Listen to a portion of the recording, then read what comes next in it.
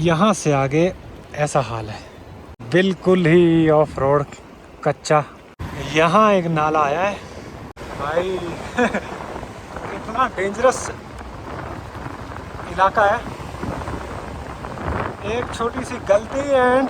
हाय दोस्तों, good morning and welcome to another episode of bike packing the Himalayas. Ladakh के सफ़र में ले को टाटा करने का टाइम आ गया है। आज मेरा प्लान है यहाँ से एक और बड़ा ही कमाल का और ऑफ बीट रूट लेने का, जो कि ले से हमें सीधा ज़ांस्कार वैली पदुम लेके जाएगा। इस रूट के बारे में काफ़ी कम लोगों को जानकारी है और ये रूट बहुत अभी नया बना है और इसके अंदर ज़्यादातर हिस्सा हमें ऑफ रोड मिलने के चांसेस हैं। तो अभी 9 बजे का टाइम है और निकलते हैं यहाँ से, करते हैं रवानगी ले से। धूप खिली है, बढ़िया मौसम है ट्रैवलिंग के लिए। अब सबसे पहले एक पेट्रोल पंप देख के गाड़ी की टंकी फुल करवाते हैं, उसके बाद आगे का सफ़र आराम से बिना किसी टेंशन।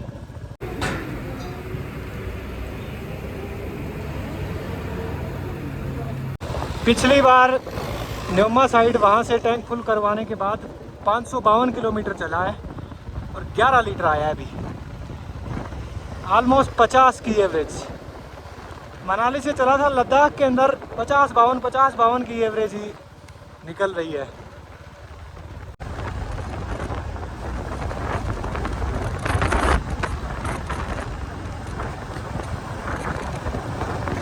ले टाउन काफ़ी बड़ा है, पहाड़ों के हिसाब से देखें। वहाँ से निकलते निकलते थोड़ा टाइम लगता है, ट्रैफिक रहता है। ले टाउन से बाहर निकलकर एक शांत सी जगह पे बढ़िया सा वेजिटेरियन ढाबा आया है, नारायण वैष्णो ढाबा। यहाँ कुछ खाते नाश्ता करते हैं, आगे पता नहीं रास्ता कैसा है, कुछ मिले ना मिले। लो जी, नाश्ता आ गया अपना, बढ़िया कड़क पराठा, साथ में दाल चटनी और लस्सी तो अलग से मैंने मंगवाई है। पराठा देते हैं मेरे ख्याल आलू प्याज मिक्स 70 रुपये का और लस्सी का गिलास 50।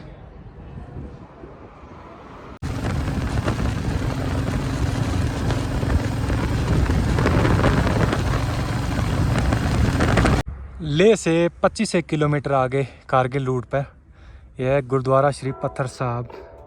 काफ़ी पुराना और ऐतिहासिक गुरुद्वारा है ये। पत्थर साहब गुरुद्वारा से थोड़ा आगे 7-8 किलोमीटर, ये सामने जो एक पहाड़ देख रहे हैं आप, इसको मैग्नेटिक हिल बोलते हैं। बहुत से लोगों ने आप में से इसके बारे में सुना होगा कि ये गाड़ियों को अपनी तरफ खींचती है, ये सब बकवास है, ऐसा कुछ नहीं है। अब यहाँ से इस तरफ मैं जा रहा हूँ, ढलान है बताओ, तो यहाँ कोई भी गाड़ी वैसे ही न्यूट्रल करके आप खड़ी कर दोगे तो जाएगी उस तरफ, और ऐसा कुछ नहीं है कि मैग्नेट है उसमें और वो ये बस बना दिया स्पॉट। ये रास्ता ले के लिए जिधर से मैं आया हूँ, और यहाँ से नीचे ये है इंडस रिवर और यहाँ संगम पॉइंट है, दो नदियों का मिलन। उधर से आती है ज़ांस्कार नदी, इस तरफ से इंडस, और दोनों यहाँ मिलती है निम्मू के पास। ले से तकरीबन 30-32 किलोमीटर दूर ये रूट सीधा जाएगा कारगिल और फिर श्रीनगर। यहाँ से मुझे डाइवर्ट होना है और ये संगम के बगल में ये जो रोड है ये अंदर जाएगी ज़ांस्कार रिवर के साथ साथ ज़ांस्कार वैली की तरफ।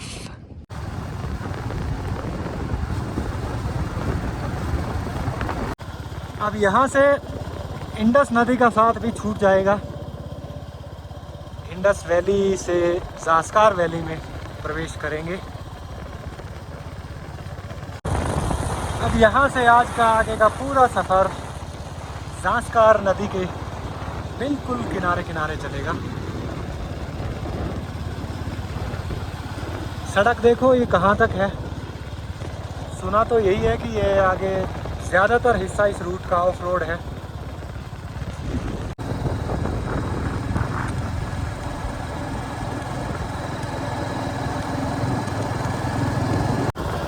रास्ता चलो जैसा भी हो, पर इतना मुझे अंदाज़ा लग रहा है कि इस रूट पर लैंडस्केप बहुत कमाल का आने वाला है। सामने एक ब्रिज है, एक छोटा है जो शायद पुराना है, एक बड़ा है जो नया लग रहा है। संगम तक वैली काफ़ी चौड़ी फैली हुई थी, ओपन स्पेस था। अब यहाँ इस रास्ते पर मुझे लग रहा है स्पेस वैली का जो है वो नैरो ही रहेगा ज़्यादातर। दोनों तरफ खूब ऊंचे पहाड़, नीचे नदी, कहीं कहीं खाई जैसी सिचुएशन भी लगेगी। यहाँ एक बोर्ड आया था पीछे, welcome to Hemis high altitude national park. That means कि अब हम एक high altitude Himalayan national park में हैं। उसका नाम है हेमिस। जैसा कि मैं बोल रहा था अभी कि इस रूट पर लैंडस्केप बहुत ही शानदार मिलने की उम्मीद है और उसके नज़ारे दिखने शुरू हो गए हैं थोड़े थोड़े। कितना बढ़िया शांत तरीके से नदी बह रही है और इसके बगल बगल में, पहले इसके उस तरफ था रोड, अब इस तरफ है। थोड़ा आगे आने के बाद इस रूट पर पहला गांव आया, एक छोटा सा गांव है, सुमधा नाम है इसका। और यहाँ एक छोटी सी दुकान है, इसमें चाय मिल जाएगी अपने को, पूछा मैंने। चाय बना रहे हैं दीदी, इससे पहले हम थोड़ा जायज़ा लेते हैं। मकान तो लद्दाख के आप देख ही चुके हैं, टिपिकल उसी तरीके के यहाँ है। छतों पे सूखा घास विंटर के लिए स्टोर किया हुआ है। और अगेन पूरे रूट पे ये जो पेड़ पौधे दिख रहे हैं, ये सिर्फ वहीं पर जहाँ गांव बस्ती कोई है। ये इनका आशियाना, इस तरफ आई थिंक इनका खुद का रिहायशी जो है मकान। बगल में पेड़ों का एक झुंड है और बाहर जो रोड के बगल में है, यहाँ पर एक छोटा सा टी स्टॉल, मैगी पॉइंट, और ये है सीटिंग अरेंजमेंट। सिंपल सादा देसी लद्दाखी। ये पुरानी इनकी ट्रेडिशनल एक मशीन, लक्कड़ की, धागे से कपड़ा बनाने की है ये। इससे ये पट्टू बनाते हैं, मफलर बना लेते हैं और कपड़ा तैयार करके उससे फिर अलग अलग आइटम्स। और सबसे अच्छी बात मुझे लगती है, ये जहाँ भी छोटे छोटे गमले देखता हूँ मैं, तो यहाँ के लोगों को अहमियत पता है एक छोटे से प्लांट की। क्योंकि चारों तरफ सूखे पहाड़ है, इतना ऊंचा एल्टीट्यूड है, ऑक्सीजन की कमी है, तो एक गमले में छोटा पौधा भी बहुत बड़ी बात है, बहुत राहत की सांस देता है यहाँ पर। यहाँ देखो आप मेरे राइट साइड में एक कितना बड़ा पहाड़ है, ब्लास्ट करके आई थिंक इसका ये एक हिस्सा काटा गया है और फिर यहाँ से ये रास्ता निकाला है। ये पूरा रूट ऐसे ही बनाया है, बहुत सालों से इस पे काम चल रहा है।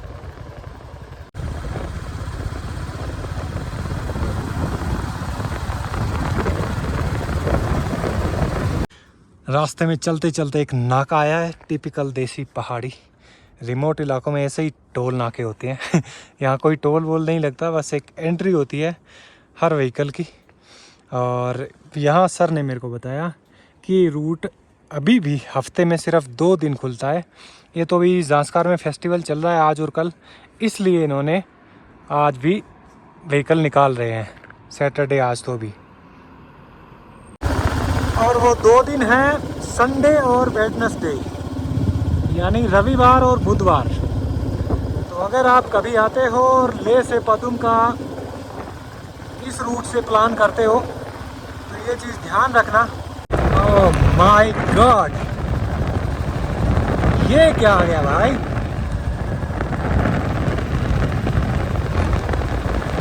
अनबिलीवेबल। कितना कमाल लैंडस्केप है।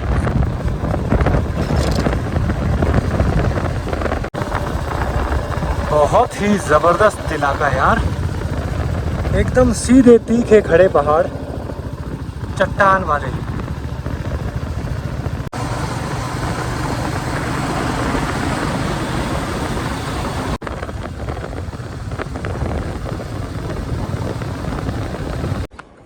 सांप सीढ़ी की तरह इन ऊंचे विशाल पहाड़ों के बीचों बीच ज़ांस्कार नदी अपना रास्ता बनाते हुए चल रही है, और वैसे ही इसके बगल बगल में ये सड़क निकाली जा रही है।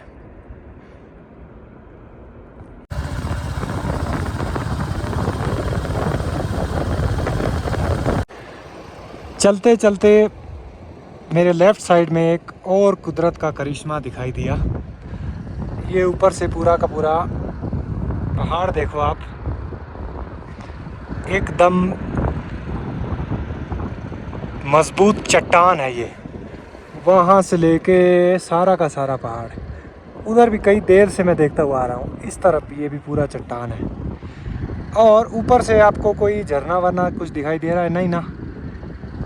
वहाँ देखो, इसके अंदर से एक पानी की धारा निकल रही है। ये बड़ा कमाल लग रहा है मुझे। हैरानी वाली बात यह है कि ये पानी अब इस चट्टान में आया कहाँ से, जो यहाँ से ये झरना फूट रहा है।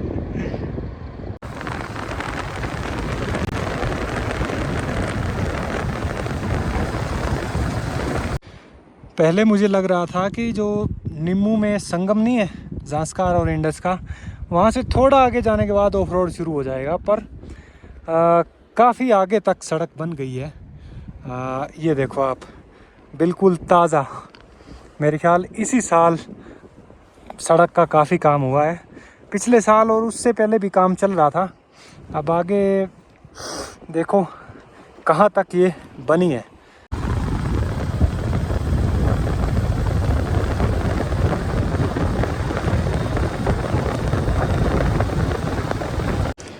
ले से 90 किलोमीटर आ गया हूँ मैं, यहाँ तक सड़क है।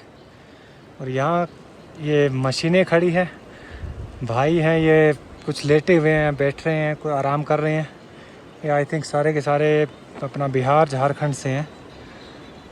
और यहाँ से आगे ऐसा हाल है, बिल्कुल ही ऑफ रोड, कच्चा और पतला। इस रास्ते से ले से पदुम के बीच का जो डिस्टेंस है वो 190 किलोमीटर है। 190 में ले से शुरुआत के 90 किलोमीटर तो सड़क आ गई। अब यहाँ से आगे देखते हैं ये कितना ऑफ रोड है। यहाँ एक नाला आया है, ऊपर से एक छोटा नाला है, उसकी वजह से ये वाटर क्रॉसिंग है, करनी पड़ेगी जो हमें क्रॉस। और यहाँ से आगे और भी एक दो जगह मशीनें दिख रही है लगी हुई, जेसीबी है, मलबा हटाने वाली है, चट्टान को तोड़ने वाली है, ब्लास्टिंग वाली मशीनें हैं, हर तरह की। क्योंकि इस तरफ के पहाड़ इतने ज़्यादा मजबूत है ना, उनको तोड़ने के लिए ये सब की ज़रूरत पड़ती है। ये देखो, ये ताज़ा ताज़ा ब्लास्टिंग हुई है। यहाँ स्मेल से ही पता चल रहा है कि यहाँ पर ताज़ा ताज़ा ब्लास्ट हुआ है। ओहो,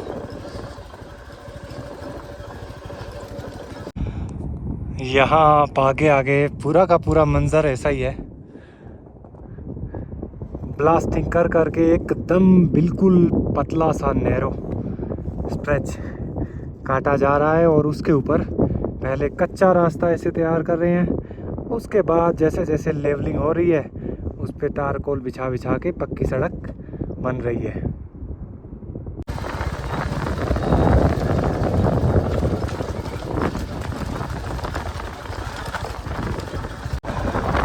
जब ये रोड बनकर तैयार हो जाएगा उसके बाद मनाली से ले आने के लिए एक अल्टरनेटिव रूट बन जाएगा। डिस्टेंस में कोई कमी नहीं होगी, डिस्टेंस उतनी रहेगी जो पुराना मनाली ले हाईवे है उसमें है। पर हाँ, इसमें सिर्फ एक पास क्रॉस करना पड़ेगा, उसमें 4 पासेस आते हैं।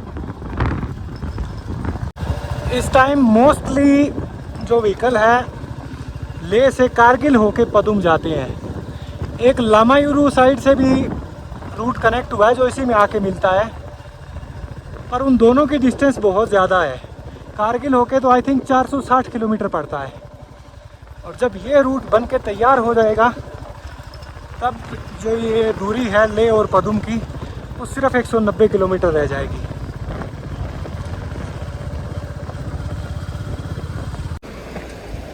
एक और वाटर क्रॉसिंग, पीछे 2 वाटर क्रॉसिंग आई थी असल में। ये वाली गहरी है, कई होती है जो वैसे चौड़ी ज़्यादा होती है, लंबी, पर ये छोटी है, गहराई ज़्यादा है इसकी। गाड़ी के टायर पूरे डूब रहे हैं। पहाड़ों का स्ट्रक्चर देखो आप, और ये नीचे जांस्कार दरिया। यहाँ पर एक पॉइंट आया है जहाँ वहाँ जाके एक छोटा सा गांव है, और यहाँ से क्या है कि ऊपर से एक रास्ता है, ये रास्ता लामायुरू जाके निकलता है। तो ले से पदुम के 3 रूट कह सकते हैं। एक तो ये जिससे मैं आया हूँ, एक जो ये लामायुरू होके आता है और यहाँ आके इसी में मिल जाता है। इस जगह का नाम आई थिंक नेराक है, और एक जो कारगिल से होके आता है। नेराक समझो एक टी पॉइंट है जहाँ पर लामायुरू और निमू वाला दोनों रास्ते आके मिलते हैं। यहाँ पर 2 एक छोटे छोटे ढाबे हैं। तो सामने वाला जो ढाबा, इसमें लास्ट ईयर भी खाना खाया था, आज भी यहीं पे लंच किया है। दाल राजमा की, चावल, सब्ज़ी, दही चटनी, 200 रुपये थाली। अब इस तरफ यहाँ से 70-75 किलोमीटर और है पदुम। ले से यहाँ तक 110 किलोमीटर हुआ है, तो इसका मतलब है पदुम यहाँ से 80 किलोमीटर और होना चाहिए।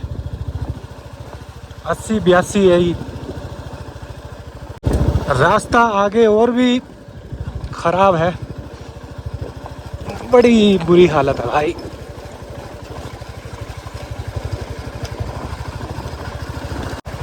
सोचो, ये चट्टाने काट काट के ब्लास्टिंग से कितनी मशक्क़त लगी होगी यहाँ से रास्ता निकालने में।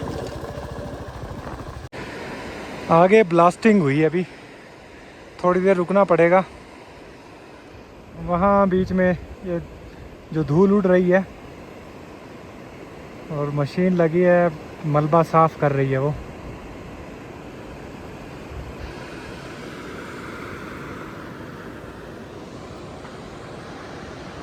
ब्लास्टिंग का भी बड़ा रिस्की काम है। पहले बारूद एक्सप्लोसिव फिट करो इनमें, फिर 1 किलोमीटर दूर एक मशीन खड़ी होती है, वहाँ से ये पावर ऑन करते हैं और ब्लास्ट होता है। फिर ये जो पहाड़ है देखो, ये चट्टान के बड़े बड़े टुकड़े दूर दूर जाकर गिरते हैं। ये पदुम साइड से कुछ बाइकर्स आए हैं, और ये पूरा एरिया देखो आप, अभी ताज़ा ताज़ा ब्लास्ट किया हुआ है 1-2 दिन में। ये मशीन आई थिंक ब्लास्टिंग में यूज़ होती है। ये एक जनरेटर टाइप का काम करती है जिसमें से पावर जाती है और वो इलेक्ट्रिक शॉक से ब्लास्ट होता है। यहाँ तो बस आगे कोई गाड़ी आ जाए ना, ये दिक्कत होती है। धूल बहुत उड़ती है ना भाई। इतना डेंजरस इलाका है। एक छोटी सी गलती एंड धड़ाम सीधा जांस्कार में।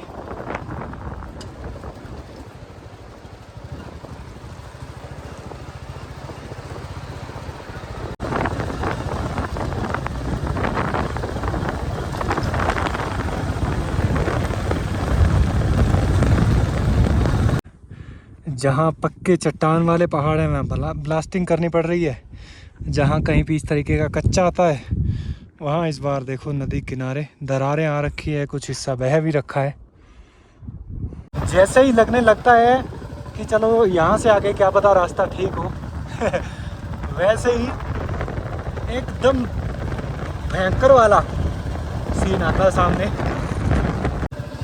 ये देखो इस तरफ मेरे राइट साइड नदी वाले साइड में कितनी जगह जो है रास्ते की नीचे खिसक चुकी है, बह चुकी है।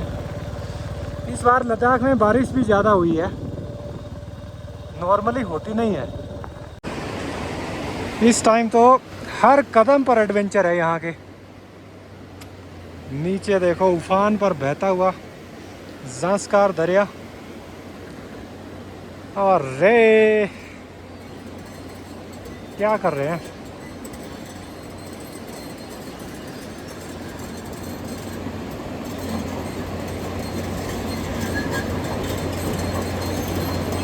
थोड़ी सी जगह दे दो यार बाइक निकालने के लिए। भाई ने थोड़ी जगह दे तो दी बाइक निकलने की, वरना इसमें तो टाइम लगेगा अभी 15-20 मिनट, आधा घंटा भी लग सकता है। ये भी बेचारे देखो सुबह से शाम तक ऐसे दुर्गम इलाकों में लगे रहते हैं काम पे।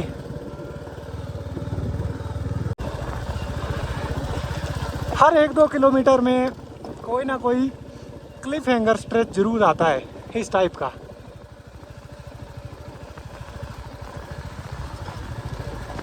ओहो हो,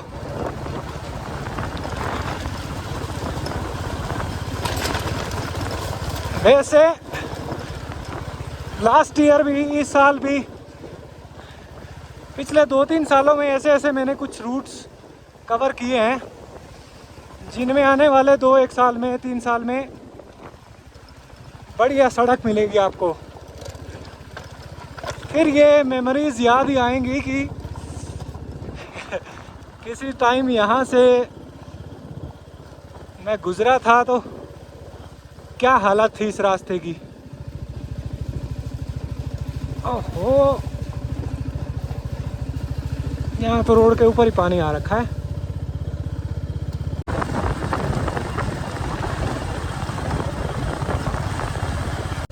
और इस पूरे रूट पर निम्मू के बाद वो जो जगह आई थी जहाँ मैंने खाना खाया था, निराक, वही एक जगह है जहाँ पर खाने पीने का कुछ इंतज़ाम है। हल्का नेटवर्क भी था कॉल करने लायक जियो का, अदरवाइज बीच में कुछ भी नहीं है। जैसा मंजर आप देख रहे हैं शुरुआत से वैसा ही चलता जा रहा है।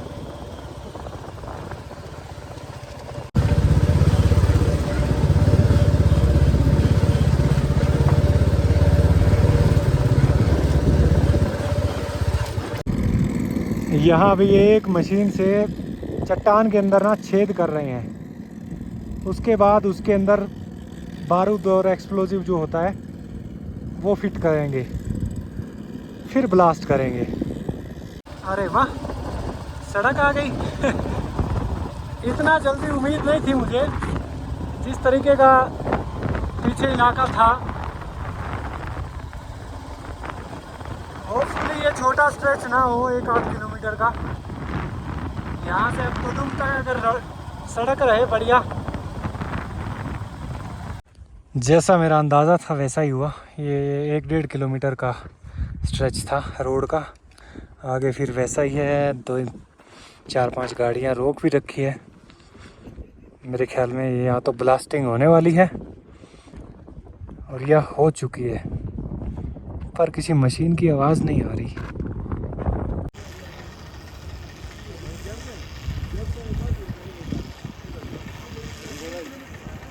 कम से कम आधा घंटा लग गया यहाँ पर वेट करते करते।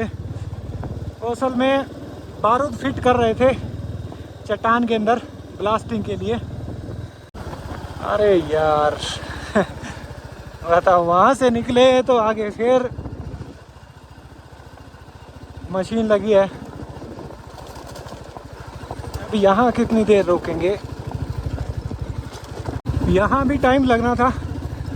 थोड़ी सी रिक्वेस्ट करके साइड में जगह थी, वहाँ से बाइक तो निकल गई है, गाड़ियाँ अभी वहीं खड़ी है। ब्लास्ट बताता हूँ आपको मैं कैसे होता है। ये चट्टान जो देखो, इसमें ये सुराख किए हुए हैं ना छोटे छोटे, और पीले पीले तार, इन सब के अंदर एक्सप्लोजिव फिट कर दिया गया है इन तारों के ज़रिए। और फिर ये रास्ता रोक के और इसको सारे को एक साथ ब्लास्ट करेंगे। ये वहाँ से निकलने के बाद प्रॉपर रोड है। अब मुझे नहीं लगता आगे कि कच्चा या टूटा फूटा ऑफ रोड ऐसा कुछ आएगा।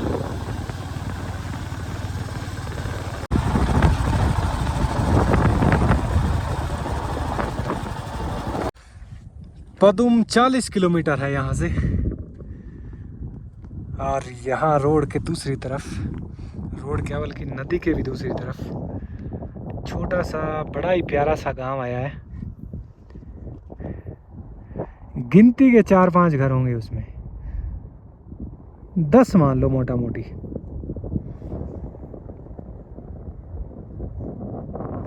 और इधर यहाँ आगे जाके है गांव जांगला।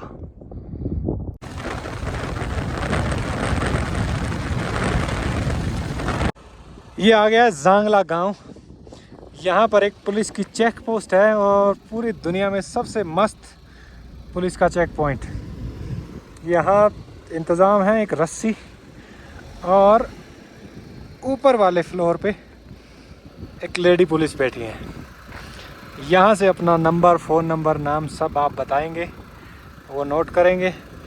इसके बाद वहाँ से रस्सी ढीली होगी और आप निकल सकते हैं।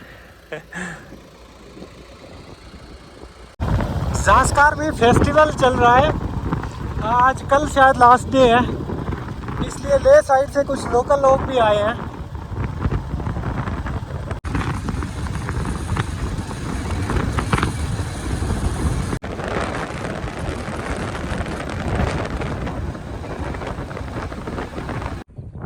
अब हम ज़ास्कार वैली के ठीक बीचों बीच हैं, एकदम मझधार जिसे कहते हैं। यहाँ से पूरी ये फैली हुई इस तरफ सूरज की रोशनी से थोड़ा उतना क्लियर नहीं दिख रहा मेरे ख्याल, बट स्टिल ये नीचे गांव हैं ऐसे छोटे छोटे, खूब फैली हुई चौड़ी वैली है, खेत हैं, और उनके बीच बीच में लोगों के मकान बने हुए हैं।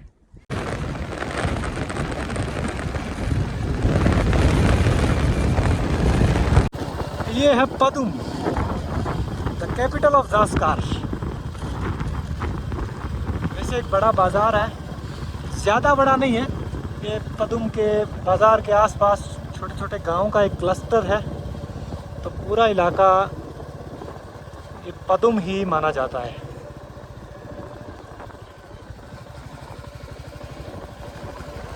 इधर अपना एक ठिकाना है,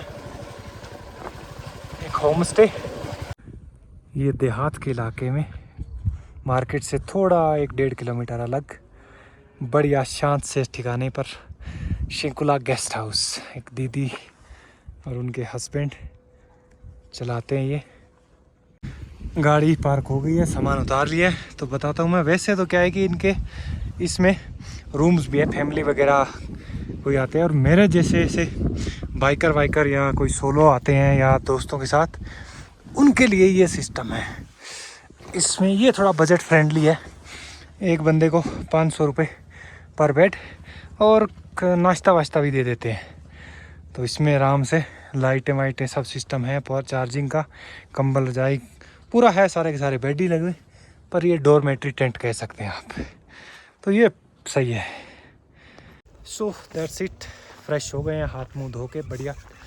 और ठंड यहाँ ले से ज़्यादा है, पता नहीं क्यों, मे भी थोड़ा बहुत एल्टीट्यूड का फ़र्क है। दूसरा ये कि ये बिल्कुल जो पहाड़ देख रहे हैं बर्फ़ वाले ऊपर, ये बिल्कुल नज़दीक है, मतलब इनकी एन तलहटी में बसा हुआ है ये पदुम, और ये ज़ास्कार वैली जो है।